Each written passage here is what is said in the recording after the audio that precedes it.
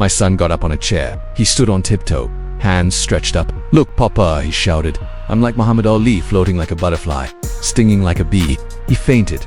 He bobbed. He weaved. "I'm unbeatable," he declared. And as I watched him, I realized that my son wasn't pretending to be the greatest boxer of all time. He actually believed it. There was no acting. In his eyes, he really was Muhammad Ali. For him, the line between make-believe and reality was gone. And as I held him that evening, snuggled close, I wondered when that magic disappeared.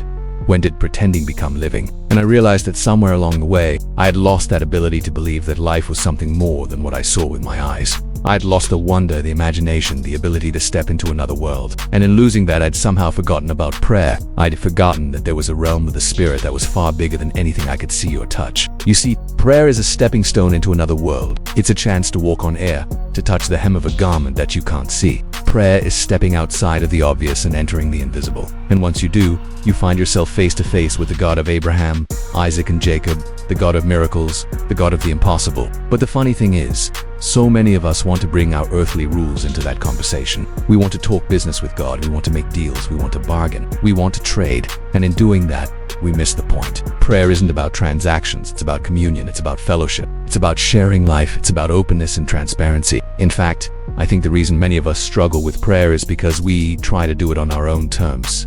We decide when to pray. We choose the place. We select the words. We limit God. And in limiting God, we limit ourselves. So instead, I want to encourage you to try something crazy. Why not start by letting go? Let go of the clock. Don't set limits. Allow prayer to unfold like a flower. Let your heart lead. Follow its rhythm. And as you do, you'll discover that God isn't found in rules, but in relationships. And that brings me to one of my favorite stories. Long ago, in a land far away, there was a great king, King David. Yes, that shepherd boy turned warrior who became the king of Israel. He was renowned for his courage, his skill with a sling, and his devotion to God. But one day, David made a terrible mistake. He looked down from his palace and saw a beautiful woman bathing, and against all odds, he sent for her. Soon she became his wife. But when King David's actions were revealed, God spoke through the prophet Nathan. "You have given God cause for deep sorrow. Therefore, I will take the child born to you, and I will take away your kingdom." David wept and begged for forgiveness. He poured out his heart. He admitted his fault. And then a miracle happened. God changed his mind.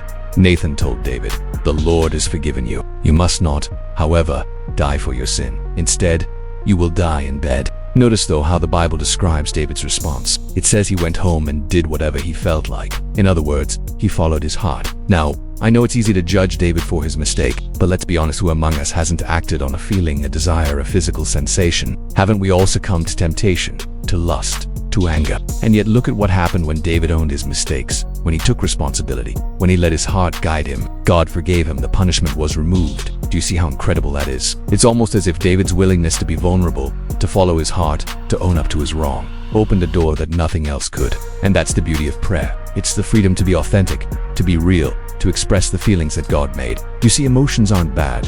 They're divine gifts, pointers, signals. And when we pray, when we truly pray, we allow those emotions to lead us to God. We follow the North Star within. And in doing so, we experience a sense of direction, of purpose, of connection that nothing else can match.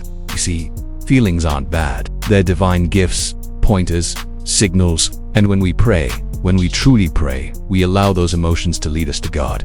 We follow the North Star within. And in doing so, we experience a sense of direction, of purpose, of connection that nothing else can match. So I encourage you, let your heart sing, let it cry, let it laugh, let it dance. Embrace every emotion and channel it towards the one who made it, the one who understands it, the one who loves you most, Jesus Christ. You see, when you pray, don't just sit there as if waiting for a vending machine to give you your reward. No, you're connecting with the heartbeat of creation, the source of life, the wellspring of hope. You're speaking to the one who holds galaxies in his hands and loves you with a fierceness you can't even imagine. And don't limit God with your expectations, your questions, your doubts. Allow him to surprise you, to amaze you, to challenge you. You see, God isn't just a genie to be summoned with perfect words. He's a father waiting to be approached with honesty, with vulnerability, with openness. He's the friend who longs to listen, to comfort, to guide. When you pray, pray with abandon. Pray like you're talking to your best friend. Pray like your life depends on it, because it does.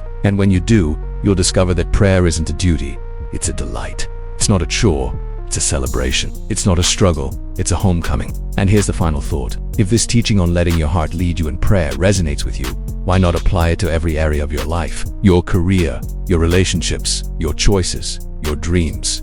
Let your heart be your guide, and I promise you, you won't regret it. You see, life is too short to pretend, and life is too beautiful to be lived on our own. So let your heart lead you to God, and let God's heart lead you to life. If this message touched your heart, I encourage you to hit the like button. Your support helps spread this message of faith and hope to more people around the world. Together, we can inspire and uplift others on their own spiritual journeys. Thank you for being part of this community and for walking alongside us in spreading the love of God.